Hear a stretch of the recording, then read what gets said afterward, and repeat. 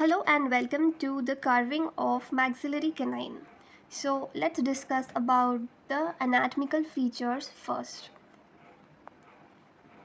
Here you can see a long root and a strong cusp which is roughly trapezoidal in shape, and the major bulk is in the middle buccal lobe which is very prominent.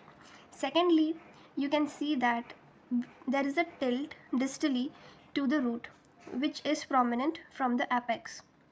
The distal line is curved and the mesial marginal ridge is quite short. On the lingual side, we have a prominent cingulum along with lingual fossa and a lingual ridge. When you view it from the occlusal aspect, you can see that it is roughly circular in shape with more bulk being on the distal aspect.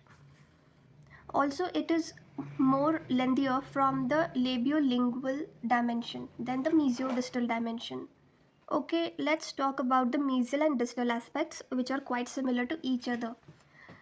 Okay, the only differentiating feature is that there is a deep developmental groove on the root from the distal aspect, which is not so prominent on the mesial aspect. Also, the cervical line has more curvature from the mesial aspect than on the distal aspect. Okay, now let's move on to the step-by-step carving of maxillary canine. So here I have marked the basic outlines on the wax block for how my teeth is going to be, what must be the margins and everything, the crown length, the root length, and I have marked the every aspect of the teeth. Okay, so this is my wax block and let's move on with the carving. First step is to give a rough trapezoid shape, which is visible from the labial side and lingual side. For that, you have to remove some excess wax from the mesial and distal side, which will give you a rough trapezoid shape. You place your carver slight tilted, more pressing more towards the cervical line, and that is how you create a trapezoid shape. And the same step you repeat on the other side also.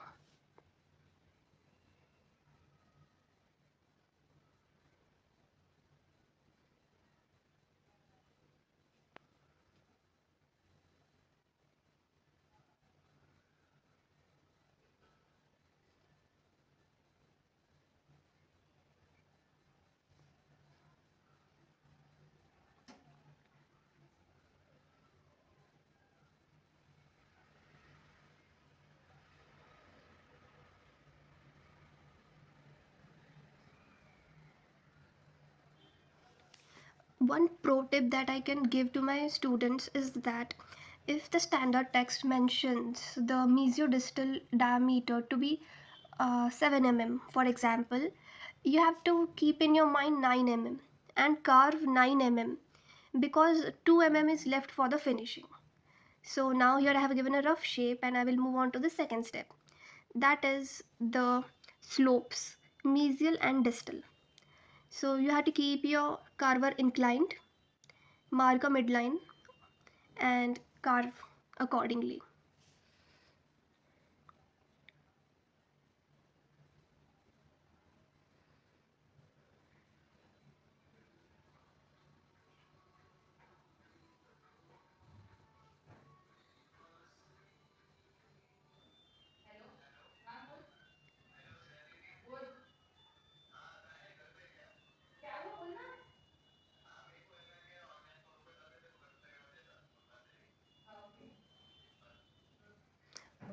Okay, this is another step where at the end, when you have made your crown almost half complete, you can just cut the incisal edge and convert it into a sloping surface incisally. See, much easier. Okay, so now proceeding with another step, that is the rough triangular shape from the mesial and distal aspect. So for that you have to mark a rough triangle on the wax block, and now you are able to see the excess wax there. Okay, so I am cutting the excess wax from the lingual side. So that is the reason why I have kept my curved portion of the carver towards the wax block, because I want to create a cingulum there. I am keeping my curved portion of the carver in the middle third, so it naturally makes a cingulum, bulky cingulum at the cervical third of the lingual aspect. So after you feel you have carved enough of wax, you can move to the another aspect. But always remember that you don't carve wax too much. So it will be really very difficult for you at the end while you are finishing or polishing. Your teeth is really very small, and now nothing you can do to enhance the teeth. So always try to carve bigger teeth. So at the end it is easy for you to uh, convert it into a small size teeth. So yeah, now this is done, and my incisal edge is at the midline, trapezoidal shape, rough triangular shape, and the mesial and distal slopes are done. Okay, and my teeth is at this stage.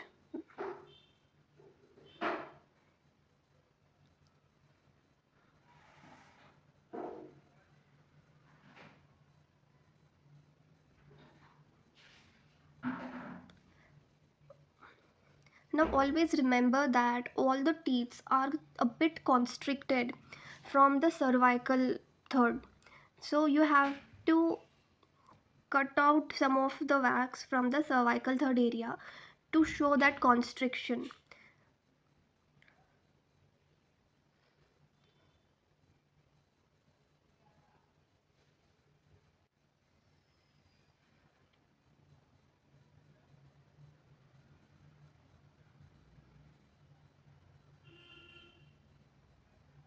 And always remember that the labial surface is not a flat triangle, it is gently curved. So you have to maintain that curve. And yeah, let's move on to the root, because I feel the crown is almost complete. Next we can. So the crown is almost complete. So let's move on to root carving. Now here I have marked the length of the root, and I will continue with the root carving here. Once you have marked the shape, conical shape of the root, you know the excess wax and you know how to cut it. So now I can see the excess wax, and yes, it is a some time consuming process. It takes time and energy, but you have to be patient while carving this and remove the excess wax. The criteria is actually whenever you see the tooth from the occlusal aspect, there must be no bulkiness here and there on the root. So you have to carve accordingly, keeping in mind that it must blend with the tooth surface and not be bulky. So yeah, roughly one side is done and another side is remaining.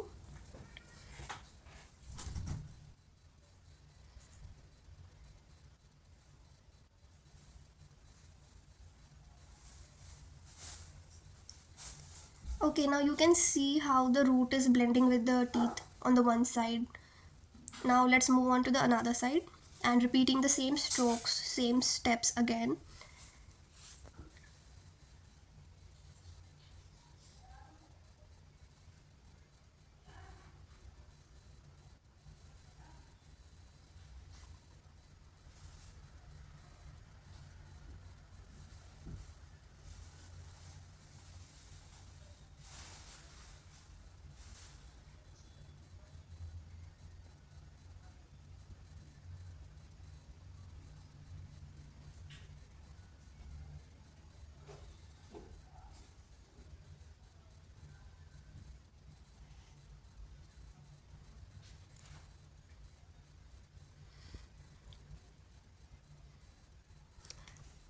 After completing from the mesial and distal side of the root, let's move on to the anatomy, which is visible from the labial weave.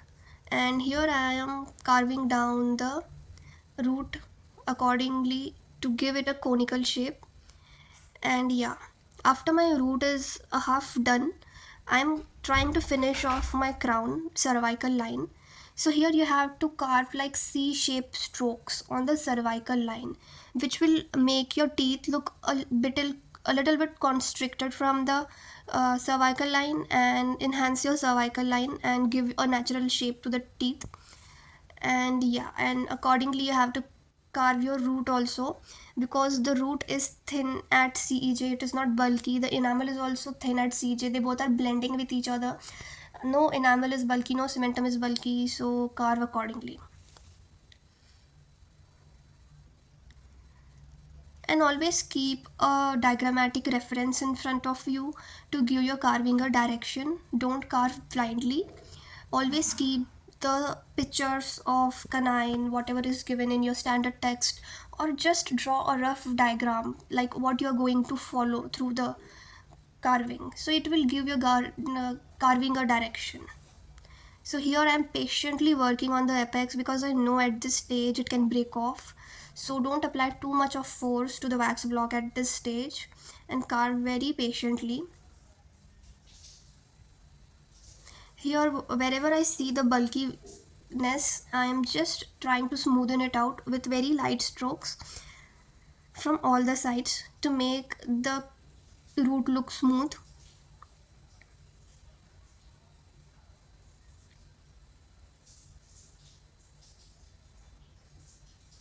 Okay, I have cleaned the excess wax buildup on my block and I'm finishing it again, enhancing some of the details.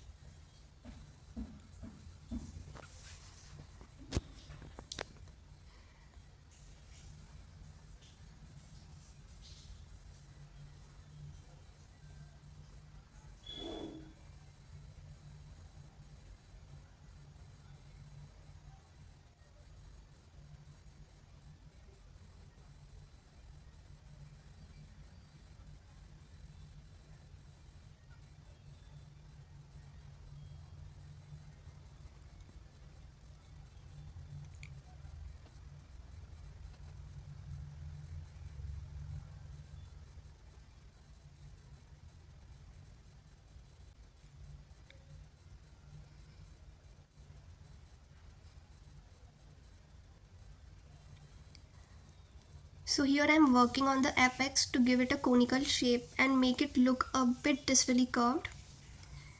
So this is my teeth. It needs some finishing and polishing to make its surface look smooth.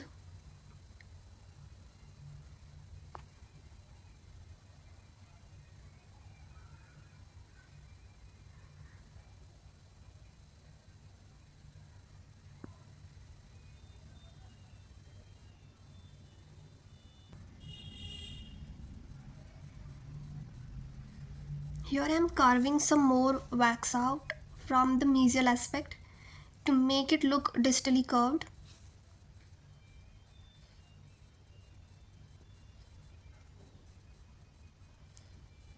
If you carve more wax from the mesial side, it will naturally make it look like curved or it is distally tilted.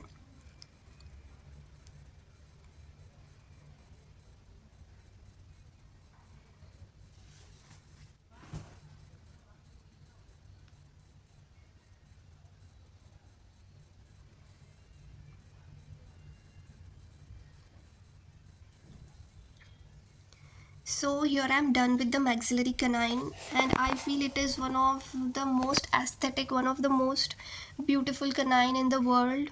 And here I am smoothing it with a cotton cloth. You can use a cotton, you can use a cotton cloth, and whatever is feasible for you to finish it and smoothen the surface. And yeah, it is one of the best canines in the world, and I wish that every student of mine do the best, make the most beautiful out of beautiful canines, carve the best of the best carvings, and learn something good from me. So every student of mine, just go on and do your best, follow every steps and protocols whatever I have told you, and yeah, you will achieve it, guys. And still my over perfectionism finds something wrong in it and is going on carving, and okay, it's fine. Yeah, now the mesial slope is looking more shorter.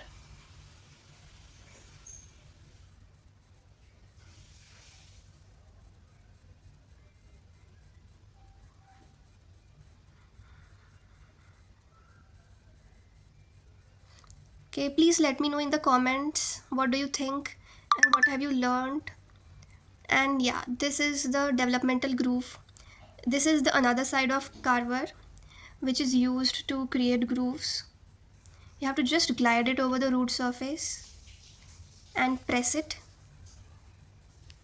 This is how you create a developmental depression.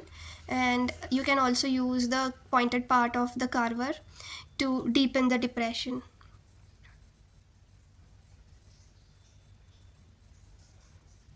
This is how I do it.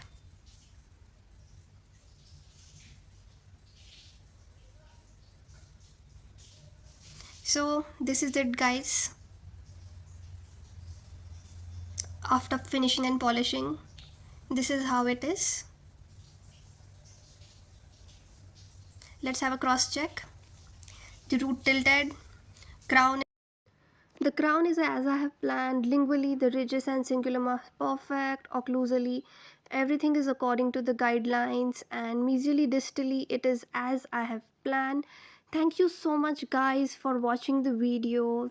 Thank you.